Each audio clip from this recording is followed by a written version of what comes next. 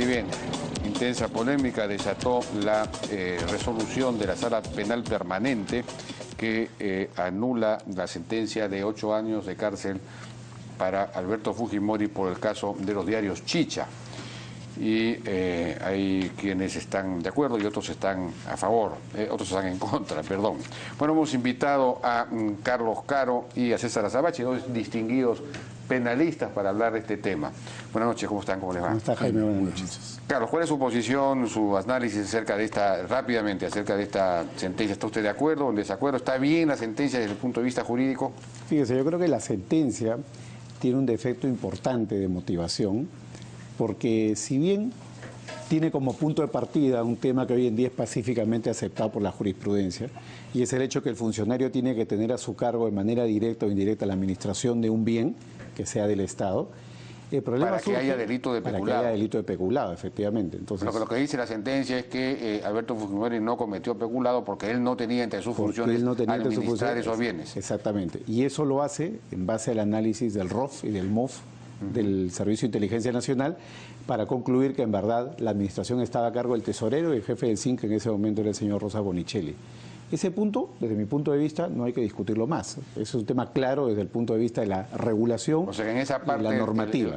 La sentencia tiene razón. Yo pienso que tiene razón. Sin embargo, creo que el punto deficiente es en el segundo argumento sobre el cual se construye la absolución del señor Fujimori, y es el hecho de que la Sala Superior, que había condenado a Fujimori, tomó también como referencia para argumentar que Alberto Fujimori sí tenía la administración de los fondos, el hecho de que estábamos hablando, uno, de 122 millones de soles, segundo, de que todos estos habían sido transferidos a través de 15 resoluciones supremas, nunca publicadas en el Diario Oficial del Peruano, porque eran resoluciones secretas, a través de las cuales el presidente de la República y el presidente del Consejo de Ministros autorizaron el traslado de dineros de la FAB y del Ejército al Servicio de Inteligencia Nacional. La Sala Superior dice que el hecho de que sean secretos, jamás publicados en el peruano, le generaba al presidente una exigencia de cautelar y administrar y fiscalizar cómo se gastaba ese dinero, porque nadie más lo podía hacer, porque además hay que recordar al señor Altaus que ni el Congreso de la República, ni el Contralor General, ni el Poder Judicial podían en ese momento, conforme a la regulación de la época, y es más, dice un decreto supremo que ni siquiera el Poder Ejecutivo podía fiscalizar esos fondos, de manera que la única persona que podía tener algún grado de control, fuera del tesorero, fuera de Vladimiro Montesinos, fuera de Rosa Bonicelli, es decir, fuera de la administración del propio CINC, era el presidente de la República. De manera que el argumento de Fujimori no puede ser responsable, porque si no sería responsable de cualquier peculado en cualquier área del Estado, eso no es correcto, porque no estamos hablando de cualquier dinero, estamos hablando de dinero para gastos secretos, mediante resoluciones que nunca fueron publicadas siquiera en el peruano, porque eran tan secretos que ninguno de los peruanos sabíamos que existían.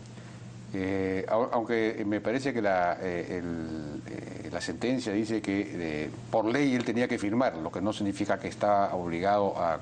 En fin, no lo sé. César, ¿cuál es su opinión sobre esto? Todos los que tenemos una impresión o una opinión formada sobre cómo transcurrieron los 90 podemos y tenemos el derecho de sentirnos desconcertados por el final de esta historia, pero honestamente creo que no siempre el modo en que terminan los juicios proviene exclusivamente de la posición que toman los jueces frente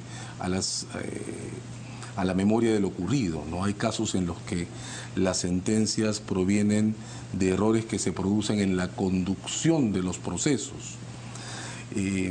Yo tengo la impresión, honestamente, que si en algo falla esta Ejecutoria Suprema, es en no explicarnos claramente qué es lo que ha ocurrido en este caso.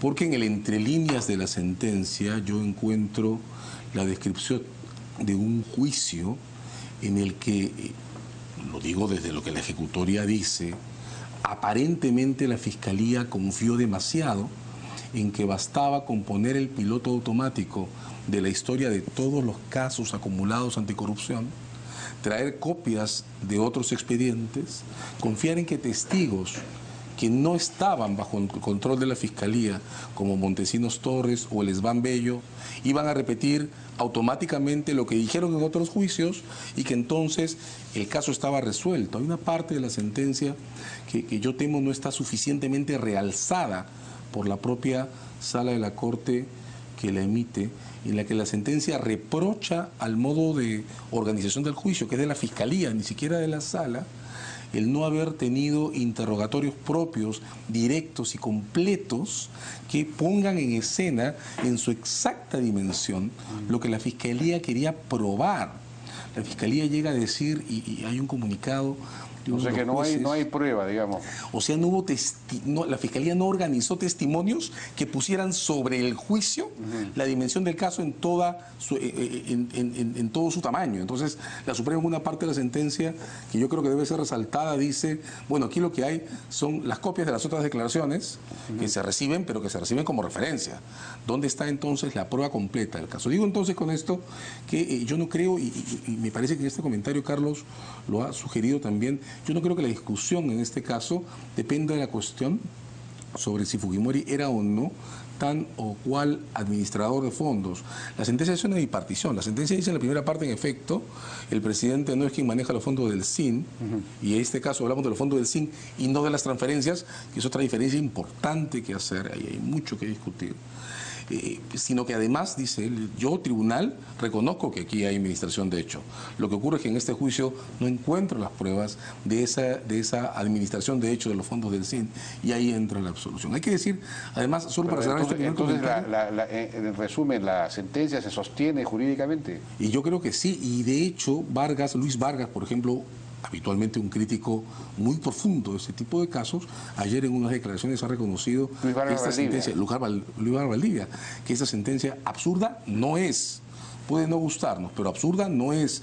Y repito, tengo la impresión que el foco de este sinsabor que deja el resultado puede provenir, y yo creo que no proviene de posiciones personales de los jueces de la Sala Suprema, sino que proviene de lo que, desde mi punto de vista, ha sido una forma poco intensa, poco rigurosa de organizar los debates del juicio. Repito, tengo la impresión que este caso se trató como si bastara el piloto automático y como si la acumulación de condenas que ya tenía Fujimori fuera a producir automáticamente una condena más. Y eso no es así. Y el argumento de Carlos Caro, en el sentido de que si bien está claro que aquí no estamos ante un caso de peculado, habría que ver ante un caso de qué estaríamos, un caso de, no sé. Es que lo habíamos estado, creo que en el propio argumento de Carlos, habíamos estado ante un caso de peculado confirmado si la Fiscalía hubiera podido organizar su juicio de manera que sostenga, que mantenga el estándar intenso de pruebas que, por ejemplo, tuvo los casos anteriores, ¿no? Inclusive el caso de la inmigración contra Montesinos de 15 años, en el que al final del día Montesinos terminó rindiéndose y aceptando la acusación, ¿no? Entonces hay un desnivel, creo, entre el modo en que se ha abordado este juicio y el modo en que se abordaron los juicios de la primera tanda de casos contra Fujimori. Bueno, que Montesinos u otros jefes del SIN sí eran responsables directos del asunto. Claro. Pero en este caso, lo que está diciendo Carlos Caro, si le entiendo bien, es que si bien no funciona el delito de peculado, no sabemos cuál funciona entonces, o sí funcionaría el de peculado si se le agrega el asunto de las resoluciones supremas. Es decir, lo que usted está diciendo es, oiga, Fujimori necesitaba, debió haber fiscalizado el gasto de, digamos, el destino de esos fondos, puesto que él firmó las resoluciones que eran secretas, nadie más podía fiscalizar. Entonces, por ese lado, ¿qué? Entonces sí tiene responsabilidad. Claro, por el lado, pero no es su función, digamos, no es, si no tenía la función ejecutora del gasto, tenía sin embargo la función fiscalizadora del gasto.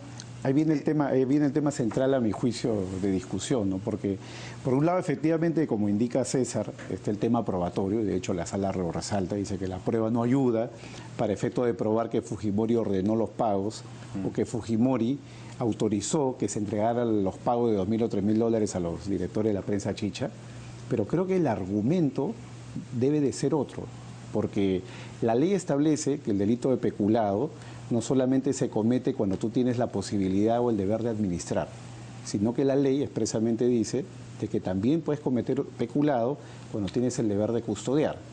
Y ahí viene la discusión. Si yo autorizo, desde el punto de vista legal, porque la ley lo establece así, que yo soy el presidente de la República y tengo que autorizar que 122 millones de soles pasen de un lugar a otro, que sería la FAB, el Ejército, al Servicio de Inteligencia ¿Los Nacional. 122 fueron para estos fines? Fueron para esos fines.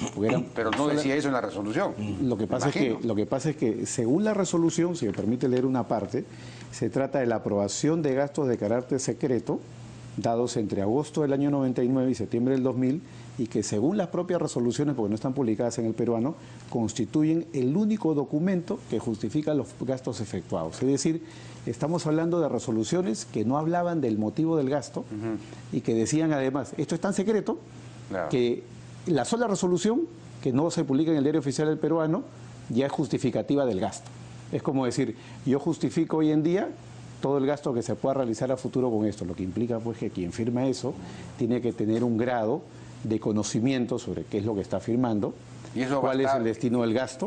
Digamos, esa deducción, esa inferencia lógica llevaría a que efectivamente sí cometió peculado. Exactamente, tenía un deber de acuerdo con eso? Solo para cerrar el argumento, tenía un deber de custodia y en consecuencia yo creo que este es el punto que tenía que explotar la Sala Suprema y eventualmente no de repente condenar, pero sí anular el juicio y ordenar que exista un nuevo debate en ese punto. Dos cosas, ¿no? Claro, ese es el punto que creo, eso es solo un matiz con la opinión de Carlos, ese es el punto que tenía que explotar la Fiscalía, ¿no? Porque por el lado de la omisión en la fiscalización del destino final de los fondos, llegamos de nuevo a un caso de delito omisivo, ¿no? Responsabilidad porque el presidente tenía que hacer algo que efectivamente no hizo. Y otra cosa que la Suprema llama en atención en la decisión es que la Fiscalía presentó un caso de órdenes y que la Fiscalía no logró probar las órdenes que decía que se habían adoptado de manera directa y positiva. Además hay que mirar un tema adicional, y es que este caso tiene dos partes. De un lado están las transferencias de fondos, esos son los 122, de Defensa e Interior hacia el SIN. Y del otro lado están las asignaciones o gastos que Montesinos mandó a hacer con ese dinero. ¿Por qué resalto esto? Hay que notar, Jaime, que los casos por la extradición de Fujimori no tienen la misma completitud ni el mismo rigor que los casos contra Montesinos. Los casos contra Montesinos cuentan la historia de los 90, de ese tramo de los 90, casi de manera completa. Los casos contra Fujimori no. Y por ejemplo, no hay un caso en el paquete de extraditados que corresponda específicamente a las decisiones de transferencia de fondos desde Defensa e Interior al SIN.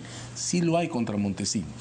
Y ahí es donde se producen parte de las confusiones. Creo que también hay algo de confusiones en el modo en que se ha expresado la desazón que produce este final de historia, porque yo honestamente no encuentro contradicciones entre este fallo en particular y los fallos anteriores que, por ejemplo, el señor Rodríguez, el señor Neira o el señor Pariona han dictado en este tipo de casos.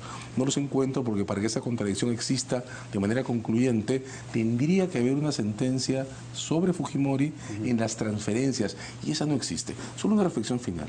Yo no creo que nosotros debamos depositar, y eso es algo que creo que enseña esta discusión y este debate, nuestra confianza en la memoria sobrevivida en los 80 en las sentencias del caso Fujimori. Creo que estamos perdiendo de vista que varias de estas cosas, entre otras la del propio caso de la prensa amarilla, ya se discutieron y están muy bien asentadas en otras sentencias. También creo que hay que tener de vista, no hay que perder de vista. El hecho sin duda existió. Es decir, no solo existió. Por favor, la cantidad de gente que fue objeto de... Por supuesto. Yo he sido objeto totalmente de ataque. Personalmente atacado. Manuel Ornelas, que es director del Comercio, sufrió una serie de... una cosa vieja. Y hay una sentencia que es del 26 de enero de 2005. La cuestión es, claro, tendrías que demostrar que Fujimori participó directamente en eso. Caso por caso, ¿verdad? Porque, digamos, la historia está contada en la sentencia del 26 de enero de 2005, contada absolutamente y contada hasta el extremo de dejar descrita la responsabilidad de Fujimori. Tengo la impresión que nuestra memoria sobre la responsabilidad que correspondió al expresidente Fujimori en estos hechos no va a cambiar porque en este caso se diga que el juicio se organizó mal, que es lo que yo leo en esa sentencia. ¿En qué difiere este caso, o digamos, el manejo de este caso respecto del caso mayor de Fujimori, la sentencia de 25 años? Las pruebas del juicio. Las pruebas del juicio, definitivamente las pruebas del juicio. Lo que ocurre es que una sentencia como esta, insisto en decirlo, no es necesariamente el resultado de posiciones ambiguas de magistrados. En muchos casos, las sentencias de este tipo son más bien el resultado de juicios mal planteados. Alguna vez hemos comentado, por ejemplo, era un caso que no tenía para qué llevar a juicio y provocar este debate a estas alturas. Una acusación a 8 años. Fujimori está preso en el Perú desde 2007. Sí, pues. Si la Suprema hubiera confirmado la condena se habría compurgado. Este era un caso que no iba a tener nunca consecuencias prácticas y que desde mi punto de vista, por eso, pero en el caso de los 25 años también hubo un problema de, bueno, era un problema de...